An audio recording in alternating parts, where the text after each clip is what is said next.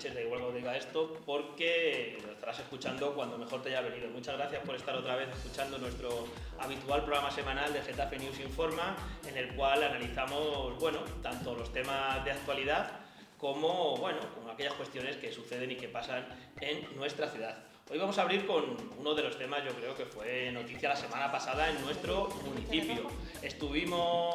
Conocimos la propuesta de la alcaldesa para convertir la famosa vía pecuaria que une Perales del Río con Getafe en una vía de doble sentido. Esa propuesta que le hacía, en este caso, Sara Hernández a la Comunidad de Madrid. Vamos a ver la historia de un barrio literalmente atrapado por la burocracia. Esta es la lucha de Perales del Río. ¿Y por qué se sienten atrapados? Pues porque los vecinos de Perales del Río casi no tienen por dónde salir. La culpable es la carretera M301. Funciona en la práctica como un muro que los aísla por completo. La solución parecía fácil, una nueva rotonda. Pero, ¿qué pasó? Que nunca se construyó. Ojo que la promesa tiene casi 20 años y ahora, después de tanto tiempo, el rechazo es oficial. Sí, 4 años. Ese es el tiempo que ha pasado desde la última promesa seria, allá por 2021. La alcaldesa de Getafe ya lo ha dicho claro. La situación es, sencillamente, insostenible. Pero el Ayuntamiento de Getafe no se ha quedado de brazos cruzados. Ha propuesto su propia solución. Y lo mejor es que es una solución bastante barata, menos de 800.000 euros. El plan es muy sencillo, solo 2 pasos: autorizar el doble sentido y mejorar un pequeño tramo. De hecho, el propio ayuntamiento se ofrece a pagarlo y hacerlo todo. Solo falta el permiso. Pero claro, la alcaldesa insiste en que esto no es algo puntual. Es un no tras otro. Y esta frase lo resume todo. La respuesta de la Comunidad de Madrid, dicen, es siempre la misma. No. Un no a la rotonda, un no a una vía alternativa y un no a la llegada del metro. Así que, ¿ahora qué? Pues la situación está bloqueada.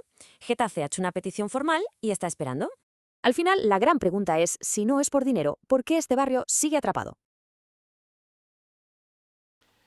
Llegó la Filomena a nuestra ciudad y cuando todos estábamos encerrados en nuestras casas porque la nieve nos impedía a todas y todos salir, llegó un momento en el que, bueno, pues fueron muchas nuestras calles las que sufrieron desperfectos por aquel fenómeno atmosférico. Hubo un caso muy especial, que es el caso de la famosa, desde entonces, vía pecuaria de Perales del Río a Getafe. Entonces, una vez se quitó la nieve, se vieron que había unos graves desperfectos en aquella carretera, calle, vía pecuaria, en la cual, bueno, pues había unos grandes socavones. Hubo un grupo de vecinos que decidieron expresar su denuncia sobre la situación en la que se había quedado dicha vía. No contentos con hacer la queja formal, decidieron hacerlo por todo lo grande. Hay ciertos egos que les gusta mucho salir en televisión y llamaron a Telemadrid porque el socavón se tenía que ver bien. ¿Qué pasó? Que al verse el socavón y iniciarse el proceso de arreglo de dicha vía, pues hubo que iniciar un proceso administrativo.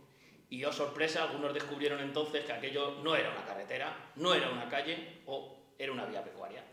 Dicha vía pecuaria, que llevaba durante años asfaltándose de manera ilegal, de manera que se asfaltaba por las noches por otros anteriores gobiernos municipales, se dieron cuenta de que aquello no se podía hacer. Siendo una vía pecuaria, con diversas legislaciones que la Comunidad de Madrid ha venido instaurando, incluso a partir de grupos ecologistas y de partidos de izquierdas que han ido pidiendo la protección de dichas vías pecuarias, aquel expediente tenía que pasar a la Comunidad de Madrid y era la Comunidad de Madrid la competente en dicha vía, primero por ser suya, segundo por ser una vía pecuaria, la que tenía que decidir cómo tenía que ser la reforma de dicha vía. Al ser una vía pecuaria no se podía hormigonar, no se podía asfaltar, no podía ser una carretera. Entonces se inició el proceso, se arregló la calle con las condiciones que puso la Comunidad de Madrid y empezó el enfado. Empezó el enfado de los vecinos de Perales del Río porque se consideran desde entonces aislados. Yo creo que este es un tema en el que es importante aclararlo. Perales del Río no está aislado, por mucho que lo diga el vídeo de Getafe News o la nota de prensa de la alcaldesa. Algunos hemos estado durante 20 años yendo a Perales del Río todos los días, además en un horario muy particular, los fines de semana a las 7 de la mañana, donde todos sabemos que no hay ningún tráfico. Y la vía más rápida para llegar a Perales del Río nunca ha sido la carretera que todos conocemos como la del Cerro, sino siempre ha sido la M45, que tardas 5 minutos. He estado durante 20 años yendo todas las mañanas y iba por la M45 porque era la más rápida. El barrio de Perales del Río ha tenido eternos problemas de movilidad y el primer problema de movilidad que tuvo Perales del Río fue que la famosa carretera M301 pasaba por el centro del barrio y pasaban todos los camiones que venían de todas las graveras, de toda la zona de San Martín de la Vega y compañía. Consiguieron, con movilizaciones, gracias al apoyo del ayuntamiento en su momento, hacer esa famosa circunvalación que ahora consideran que les tienen cerrados. Pero la circunvalación fue para que no pasaran los camiones por el medio. Después de aquello vinieron la M45 y la M50, dos vías que son las auténticas salidas del barrio. ¿Cuál es el problema de movilidad de los vecinos y vecinos de Perales del Río todas las mañanas? Porque es verdad que sí hay atascos todas las mañanas, y es que todos van a Madrid, porque ninguno viene a Getafe, todos van a Madrid. Y solo tienen una salida que va directamente a la M45, que se enlaza con la A4 y que es uno de los nudos de atascos más importantes de la ciudad de Madrid. Se puede doblar, si quieren, esa carretera, que es en lo que deberíamos estar trabajando todas y todos pidiendo, porque es de verdad el problema real que tiene de salida. Pero, por lo que sea, por los intereses de unos pocos, ahora parece que el problema es su conexión con Getafe. Es cierto que cuando tú haces un camino de Zahorra, pues evidentemente no parece la mejor salida para que pase el tráfico por allí. Hace 4 años, en las últimas elecciones municipales, algunos participamos en el debate que la Asamblea Vecinal propuso aquel día para hablar de todos los temas que preocupaban al barrio. Algunos dijimos que hoy, cuando falta un año de las elecciones y que el año que viene, ni iba a estar la rotonda, ni iba a haber una vía paralela, porque no es posible. No voy a hablar del metro, porque si no entonces ya os hago el podcast yo solo y no dejo de hablar al resto de mis invitados.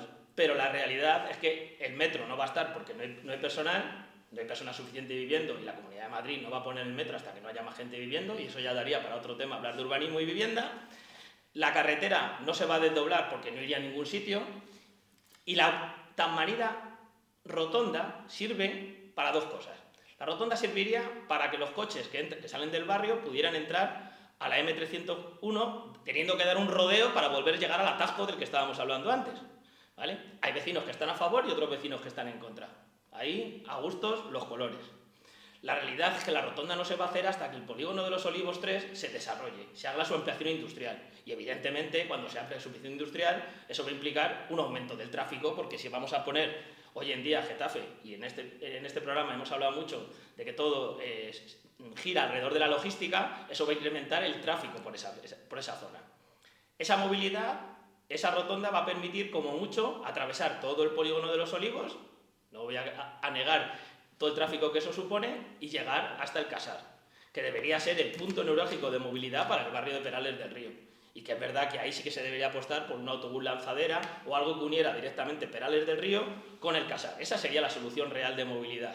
Pero como con todo esto de la carretera se ha montado el circo que se ha montado, unos por egos que les gusta mucho salir en la tele, otros a situaciones absurdas. Tenemos a partidos que se definen como ecologistas que piden que se hagan carreteras. Es muy absurdo lo que pasa en esta ciudad.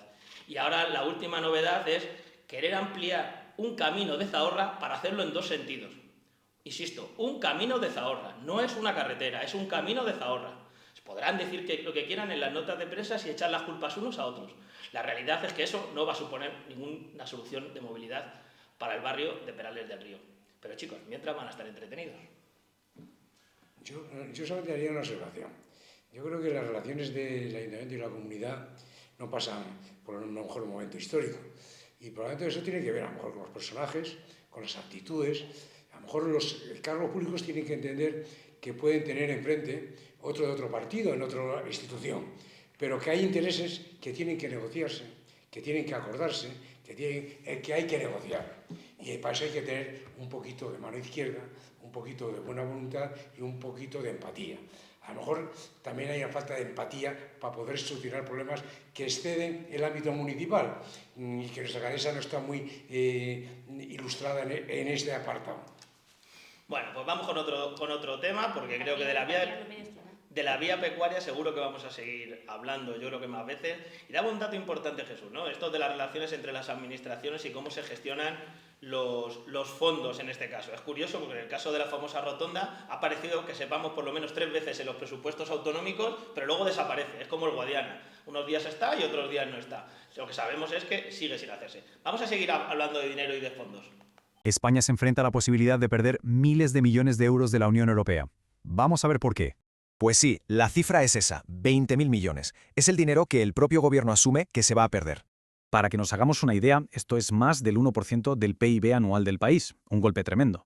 La pregunta es clara, ¿cómo se ha llegado a este punto con un plan de transformación tan ambicioso?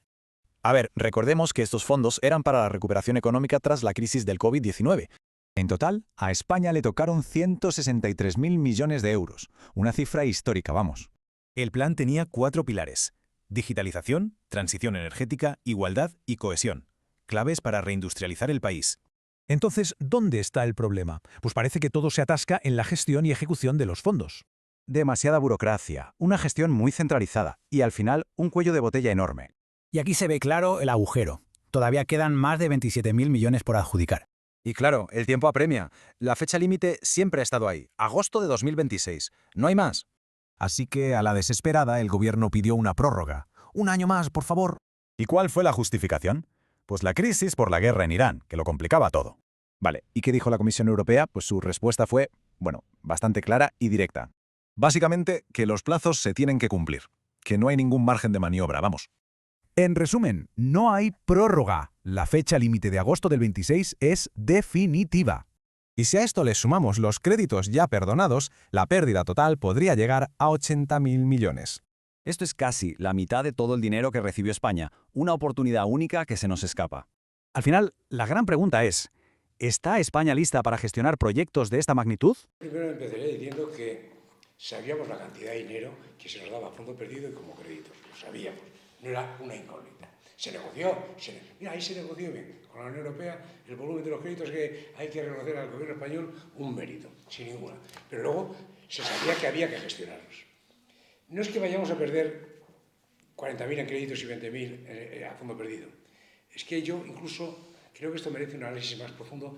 ¿Cómo se ha utilizado el que se ha utilizado? Pues yo conozco algunas utilizaciones absolutamente espurias, extemporáneas y que no nos van a llevar a España a ser mejores, a tener mejor empleo, a tener mayor productividad y a conseguir los objetivos que se proponían en ese plan.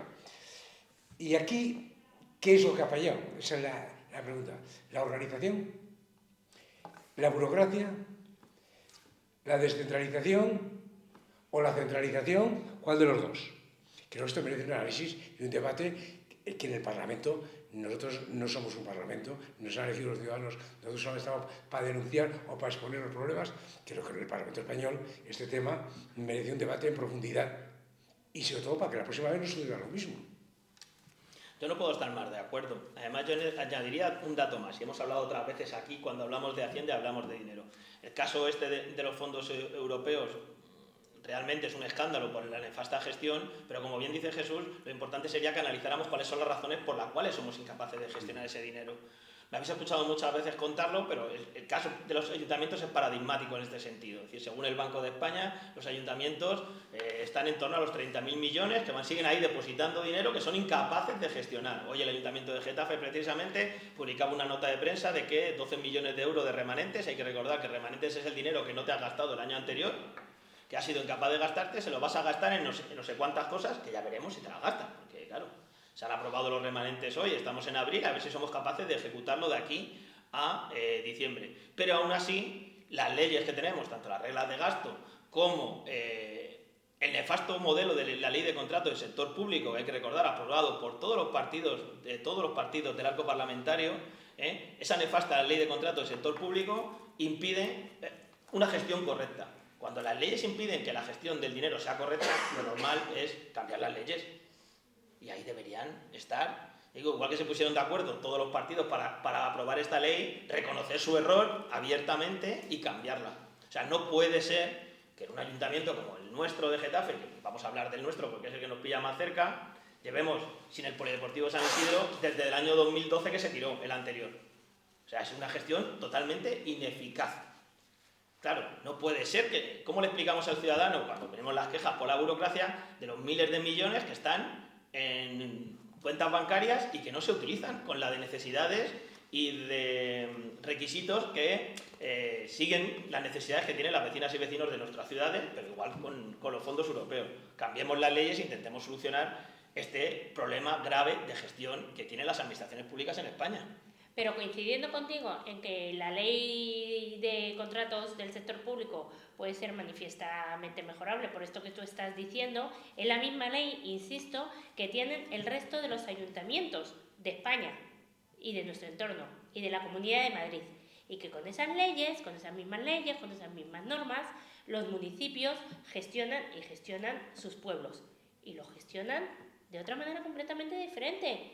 Y con las mismas leyes, otros municipios hacen cosas sin escudarse y sin ampararse en que tenemos esta ley y no podemos hacer otra cosa. Entonces, ¿que tenemos el instrumento que tenemos? Sí. ¿Que es manifiesta mejorable? También. Pero que una gestión más eficiente es posible, porque en otros municipios lo están haciendo. De todas formas, hay un matiz.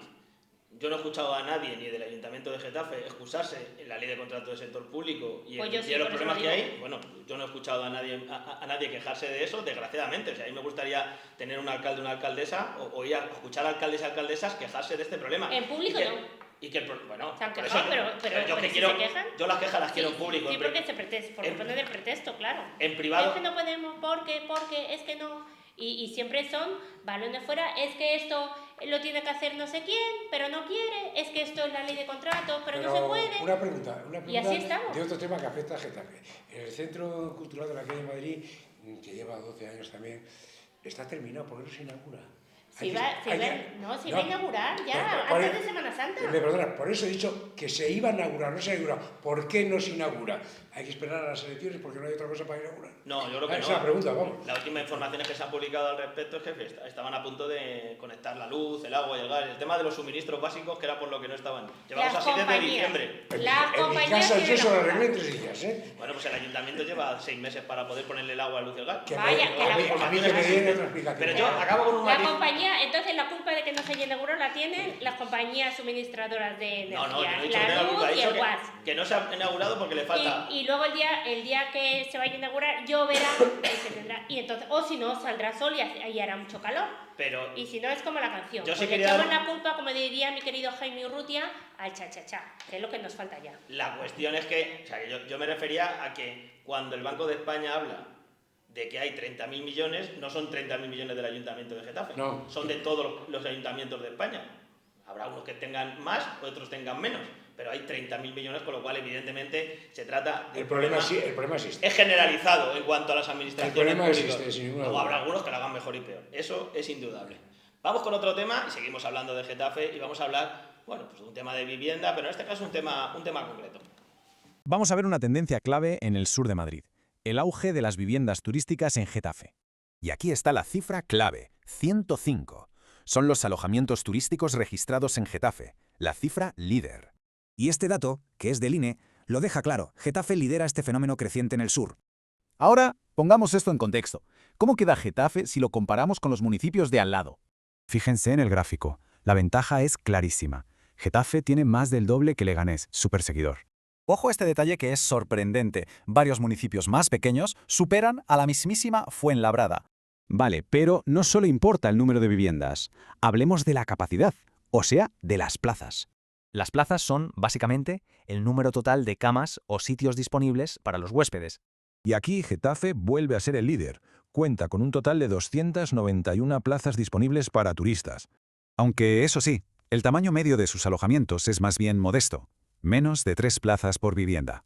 Nada que ver con San Martín de la Vega, por ejemplo. Allí hay menos pisos, pero son mucho más grandes. Bien, ¿y dónde están estas 105 viviendas dentro de Getafe? Vamos a verlo en detalle. Pues la cosa está bastante concentrada en 3 barrios: El Bercial, Sector 3 y La Alhóndiga. Y el punto más caliente, el de mayor densidad, está justo ahí. 5 viviendas en una sola zona. Lo que esto nos dice es que el modelo turístico ya no es solo cosa del centro de Madrid, se expande. Por ahora, el impacto social parece limitado, pero estas cifras nos obligan a mirar hacia el futuro. Y claro, esto nos lleva a la gran pregunta: ¿cómo se puede equilibrar este crecimiento con la vida de los vecinos? ¿Cómo se puede equilibrar este crecimiento de viviendas turísticas con los vecinos? Pues como dice aquel, no me alegro que me hagas esa pregunta.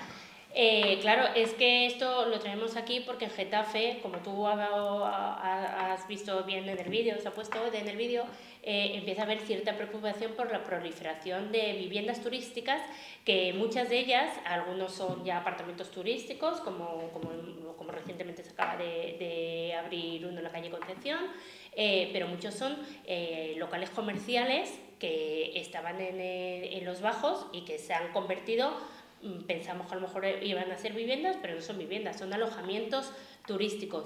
Estos turistas que pueden venir aquí están regulados, tienen cierto control, qué tipo de personas, se puede controlar qué tipo de personas hay ahí, si son turistas de verdad y la actividad que desempeñan ahí o para qué se pueden utilizar esos pisos turísticos, que algunos será que sea turista, pero bueno, tenemos ese conocimiento de que puede hacer así, eso por primer sitio. Lo segundo, claro, llama un poco la atención que sí que exista cierta facilidad para la concesión de licencias de actividad de este tipo de alojamiento turístico por cómo están proliferando, y sin embargo estos locales se hayan convertido en pisos turísticos y no se hayan aprovechado para hacer viviendas para personas mayores, con el problema que hay de personas mayores viviendo en pisos antiguos, en Las Margaritas, en La Alhóndiga o en Juan de la Cierva. Entonces, lo primero, a lo mejor, más que pisos turísticos, esos locales comerciales, esos bajos a pie de calle, se tendrían que hacer facilitados para personas mayores que tienen dificultad con la movilidad. Y por otro lado, me preocupa el tipo o el perfil de gente que pueda venir, porque no sabemos si son turistas o no, a ese tipo de alojamiento turístico, que seguramente sean turistas, no tienen por qué ser. Y luego, lo que tú decías en el encabezamiento, la conflictividad que puede generar con las personas mayores. Y me llama mucho la atención, pues eso, la agilidad con la que se dan las licencias para este tipo de alojamiento, cuando hay vecinos del barrio de Juan de la Cierva que están esperando la licencia para su ascensor, con personas que tienen movilidad limitada para salir a la calle desde antes de la pandemia. Hay vecinos de Juan de la Cierva que están esperando su licencia para poder poner un ascensor desde el año 2019. Y entonces hay un atasco con las licencias de la concesión de los ascensores porque no hay personal o porque no se puede o por lo que sea, y sin embargo vemos cómo está proliferando esto. Entonces, bueno, sí que es una situación que me gustaría comentar, porque sí que nos están comentando que hay gente que empieza a tener preocupación por este tipo de alojamientos. Sí, hay dos temas. Uno, probablemente esto es muy pequeño, va a aumentar. ¿Y por qué va a aumentar? Porque los precios en Madrid van expulsando hacia la corona con precios más bajos. Y Getafe está en la primera corona y con muy buenas comunicaciones con Madrid, con lo cual me parece que la cifra va a aumentar considerablemente, con lo cual requerirá alguna normativa. Lo que tú propones no pueden decidirse legalmente que un piso bajo sea para una persona u otra. Eso sería negociación, capacidad de gestión municipal. Por eso no se puede hacer por decreto de ley, no se puede hacer. No, por decreto eso ley, es no, yo digo negociación, eso es negociación, gestión y demás. Pero yo, que ese tema es grave, a mí me preocupa más otro. ¿Hay alguna legislación sobre los pisos patera? Yo sí la hay. Hay normas de número de personas que pueden vivir en metro cuadrado por cada piso. ¿Hay alguna inspección de los pisos pateras? Que sí hay cientos y miles en Getafe. Hay miles en Getafe y no hay ninguna inspección. Eso sí me preocupa. Me preocupa también la gente que cada vez duerme más en la calle en Getafe. Y los veo cada día cómo va aumentando el número. Creo que ese tema requiere ya alguna atención mayor de la que tiene en este momento. Y los pisos turísticos van a aumentar. Hay que regular, por supuesto. Hay que regular porque van a aumentar. Yo no sé si vosotros habéis estado en pisos turísticos, por ahí, yo sí. Y yo os cuento mi impresión.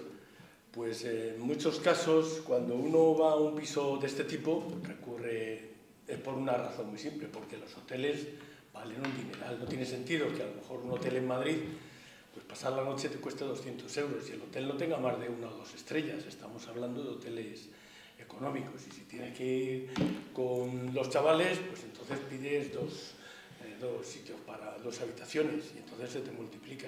Entonces es un tema de gastar un dinero que te puedes ahorrar. Vas a un piso turístico y entonces pues a lo mejor te puede salir en 100 euros al día, por poner un ejemplo, con 2 o 3 camas ese piso.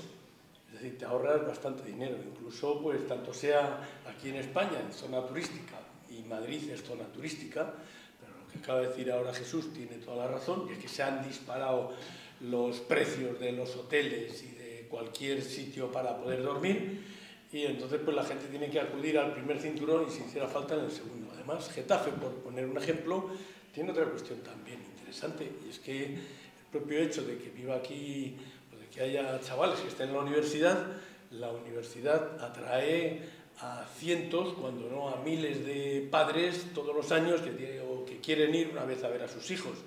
Y hay veces que tú vas una vez al mes a ver a tus hijos y el otro a los siguientes 15 días, pues a lo mejor viene el chaval. Pero me estoy refiriendo a que se utiliza también como piso. Es decir, existe una necesidad de utilizar esos pisos, de que esos pisos existan, siempre han existido, yo creo.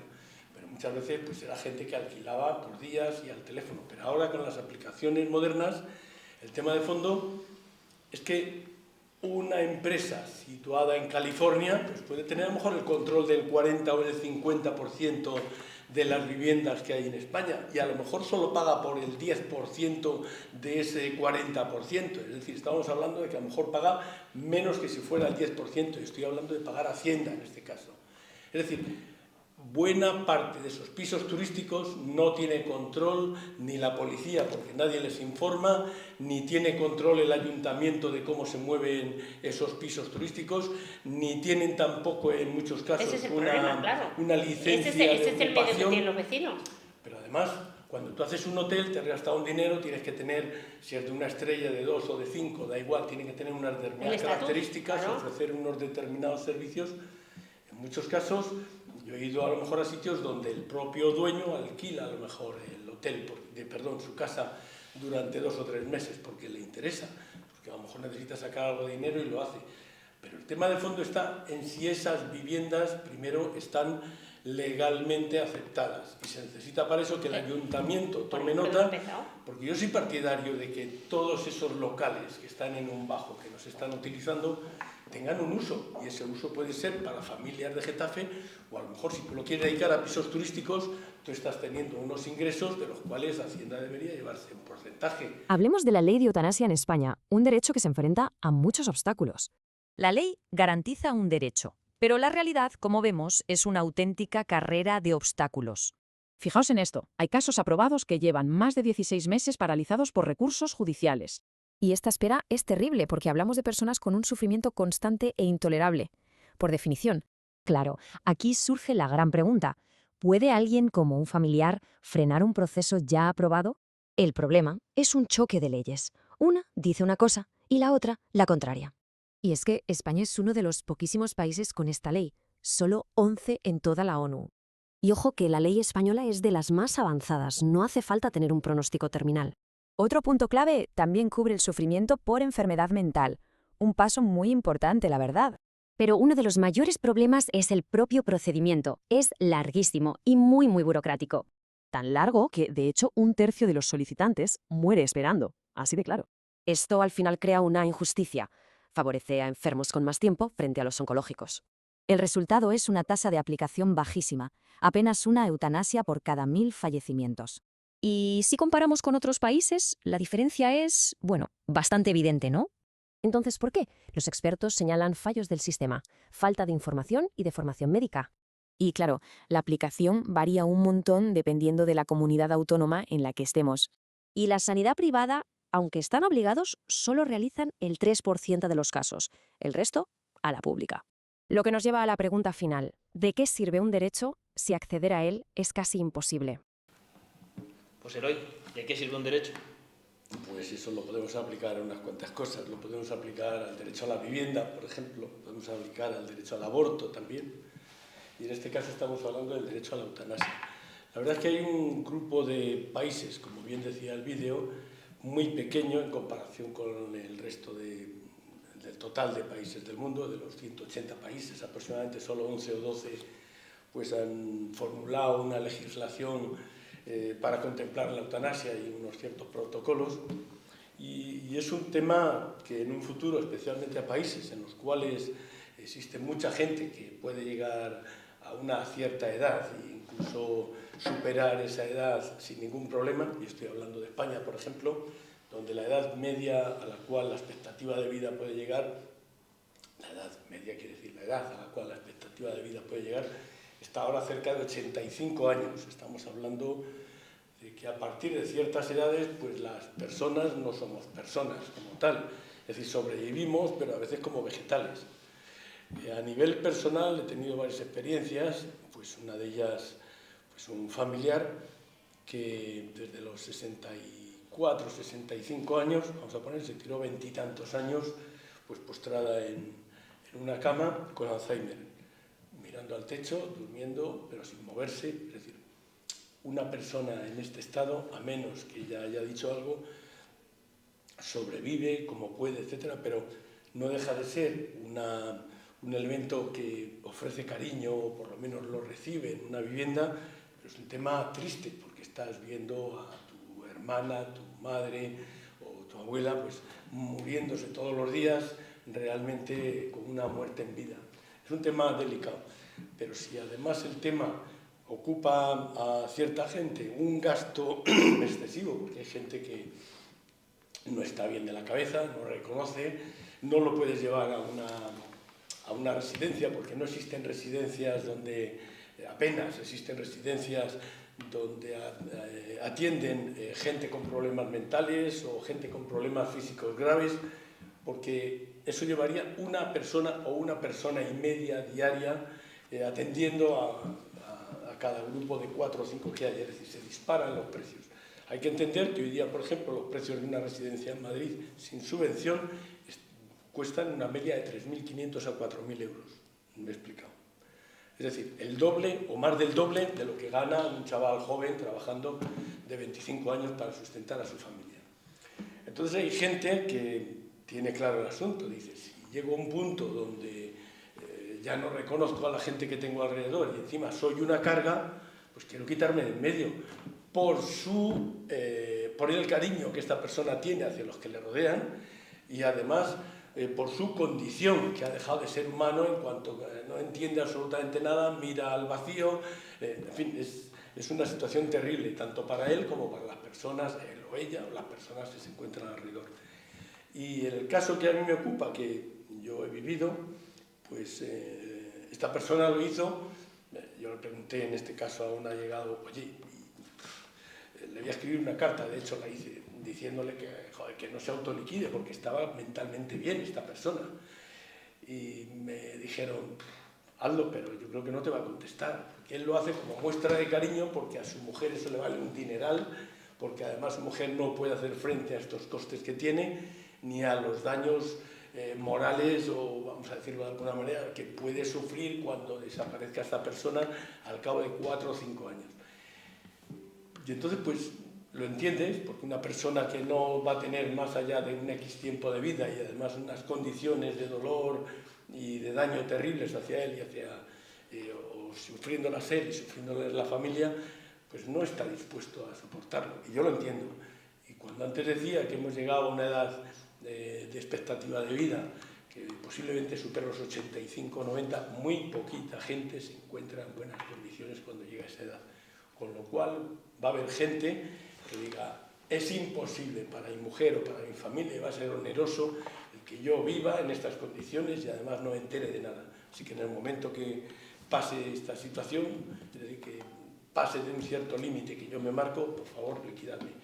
Ahora, ¿qué ocurre? Que en sitios como España y en otros sitios hay un acuerdo por parte de las 3 religiones del libro, que llaman el judaísmo, diríamos los musulmanes y en este caso los cristianos, tienen porque el alma es de Dios y entre comillas la vida nos la ha dado Dios y Dios es el que nos la quita. Ese tipo de cosas pueden resultar muy bien religiosamente hablando, pero no tiene mucho sentido cuando uno habla del asunto a nivel físico, cuando uno habla del asunto de que una persona en estas condiciones tan deprimentes pues tiene derecho por supuesto a asistir, pero si él prefiere quitarse de en medio, pues habría que hacerles caso. Pero que basándose en esa situación que hablamos religiosa haya gente que quiera frenarles no tiene sentido ninguno bajo mi punto de vista. Esto que es un tema que no es de futuro, perdón, que no es de presente, sino que va a ser de futuro, pues yo creo que es bueno empezar a plantearlo, o bien sea aquí o bien sea en otros sitios, porque esta situación se va a dar de manera habitual. Si en España hemos dicho que la expectativa de vida es de esos años, quiere decir que hay mucha gente que posiblemente no llegue, pero hay igual número de gente que pasa de esos años y posiblemente llega a los 90, 95 en condiciones dramáticas. Y nada hay más dramático a veces ver, que yo he visto en una vivienda de 40 metros cuadrados, ver a una familia con los dos abuelos en unas condiciones absolutamente lamentables y con 3 chavales. No hay dinero para sobrevivir y la sociedad tampoco está dispuesta a ayudarles. Entonces, hasta aquí he llegado y yo creo que de lo que se trata es de exponer una situación que ocurre y que ocurre además más habitualmente de lo que nos pensamos y que la sociedad debería pensar en cómo dar salida a esta situación. Bueno, pues mientras que se debate en la sociedad, vamos a recordar otro de los temas que hace un año nos conmocionó a todos y todas porque nos quedamos un rato sin luz. Hace justo un año, un apagón histórico dejó a toda la península ibérica completamente a oscuras. Ocurrió un lunes cualquiera, a mediodía. En apenas unos segundos, de repente, todo se paró. Casi 60 millones de personas recuerdan perfectamente ese momento. El día que la península se quedó a oscura. Un año más tarde, y con todo lo que se ha investigado, la gran pregunta sigue en el aire. Lo increíble fue la velocidad, una cascada de fallos catastróficos que ocurrió en solo unos segundos. Y aquí está el misterio, había potencia de sobra, de verdad. Entonces, ¿qué pudo fallar? Pues claro, enseguida empezó el cruce de acusaciones, el operador contra las grandes eléctricas. Pero la cosa no quedó ahí. Pronto se vio que el fallo era de todo el sistema. O sea que el problema no era una pieza rota, el problema es que el sistema entero era frágil. Y esa fragilidad viene de una transformación energética muy rápida, duplicando la capacidad renovable desde 2018. Pero claro, esta transición tan rápida trajo nuevos riesgos para los que la red no estaba preparada. El apagón fue un toque de atención tremendo. De repente, la seguridad pasó a ser la prioridad absoluta. Y para garantizar esa estabilidad, el sistema funciona ahora con lo que llaman una operación reforzada. ¿Y qué significa eso? Pues mantener más centrales de gas encendidas como respaldo, como vemos aquí. El tema es que tener esas plantas funcionando, incluso con sol y viento, tiene un coste altísimo. Y como vemos, el coste de esa seguridad extra se ha disparado. Hablamos de miles de millones. Y lo más importante, ¿quién paga todo esto? Pues sale directamente de la factura de la luz. Con todo esto sobre la mesa, la gran pregunta es, ¿está solucionado? ¿Podría volver a pasar? La respuesta de los expertos es clara. Sí, podría pasar otra vez. El sistema sigue siendo vulnerable. Así que la duda que queda en el aire es esa. ¿Hemos pagado un seguro carísimo o hemos curado la enfermedad? Se cumple un año, hace unos días, del apagón. Vaya. Y ahí, como fue hace tan recientemente, fue un desastre la comunicación sobre el apagón a los ciudadanos, que se encontraron sin información ninguna, sin recomendaciones. Yo fui de los que salí con una radio, que la radio volvió a recuperar la información para la sociedad, porque la gente empezaba a decir barbaridades. Cuando no hay información es muy fácil inventar, generar noticias. Pero pues, había falta de información. Yo salí por la calle de Madrid con una radio y la gente se paraba a escucharla. Porque no sabía, decía que era un apagón mundial, que la guerra, vamos, eran todas las posibilidades abiertas. Un ciberataque, un sí, atentado, manejamos todas las hipótesis, porque como en esos momentos todos sabemos un de desastre, todo. Un desastre además, los servicios públicos no funcionaron desde el punto de vista ni de la información. Ha pasado un año, todavía oficialmente no nos han dicho lo que pasó, todavía oficialmente, un año después, un poco de tomadura de pelo y de cabreo ya tenemos derecho a tener. No nos han informado qué pasó. Sí, como dice el vídeo que nos ha puesto antes José Luis, sí sabemos lo que nos cuesta.